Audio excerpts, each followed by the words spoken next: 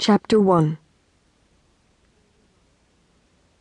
There was still one dangerous, reckless leftover, something that frightened all of us, from the days when Friar Tuck Golden Boy was a sighted, free-running dog, apt to roam all around the neighborhood, and his favorite haunt, Montclair Park.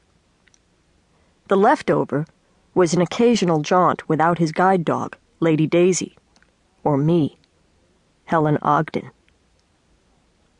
Having been hit by a car almost in front of our house not too long after the light faded, you'd think he would have learned a lesson. Not so. Behind those gushy gray eyes was always an independent and defiant, I'll show you spirit. I have in mind a Tuesday afternoon in March when I returned from school to find Lady Daisy alone in the backyard. Calling for him, I looked around inside the house, thinking he'd used the dog door to go back in. I looked in every room. No Tuck. Daisy had followed me, and I said, "Where is he?" Her tail wagged, but that wasn't much help. That tail wagged a lot for one reason or another. I did a second search of the house, and then returned to the backyard. He'd been known to gather speed and take a flying leap over the back fence, clearing it from memory, I guess. Dogs do have memory capability, probably better than any other animal. It was about 3:30, an hour and a half before dark, and I went back into the house, wrote a note to Mother saying Tuck was loose, leashed Daisy, and took his leash along. Off we went in search of that stubborn Labrador. This was the third time since we'd acquired Lady Daisy that Tuck had gone off on his own, and twice before we'd found him in the park, doing what he could spend hours doing, sniffing every tree trunk and bush.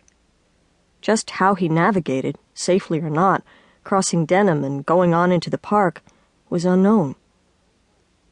Of course, there are many known cases of dogs traveling miles, even hundreds of miles, back to their homes. Cats, too.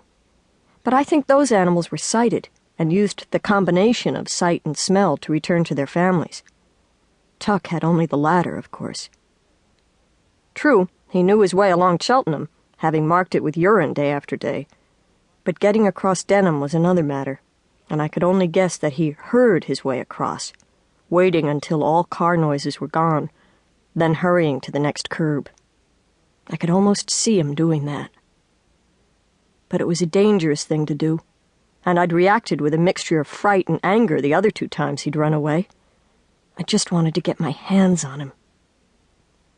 It took less than a minute to cover the 3/4 of a block, cross the street, and get into the park. I went by the fountain with Daisy and looked everywhere, even standing up on the edge of the pool, getting some added height, shouting his name. No sign of the yellow dog. Then we started off in more or less his usual pattern of exploring, moving along Denham and going toward the Wickenham boundary, then turning back toward the Cheltenham boundary. Whoever I passed, I asked, "Have you seen a big yellow Labrador?" I got no answers. "He's blind," I said. "Sorry," was what they said. Yes, it was a sorry state, and the sun was sinking lower over Los Angeles with every minute. Soon the rush-hour traffic would be building up on Denham and every other street around the park. Cars often traveled Wickenham at 40 and 50 miles per hour. In the darkness, the drivers would be lucky to see Tuck.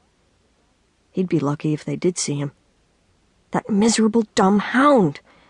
No, he wasn't dumb. Just miserable. "Where is he?" I yelled at Lady Daisy, angry at her for not stopping him, realizing at the same time that there was no way she could prevent him from jumping the fence.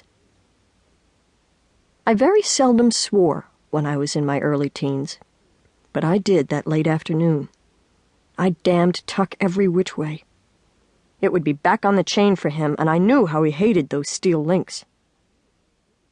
Within 10 minutes I knew he wasn't in the park, and went straight over to Ledbetter's to ask greengrocer Mr. Ishihara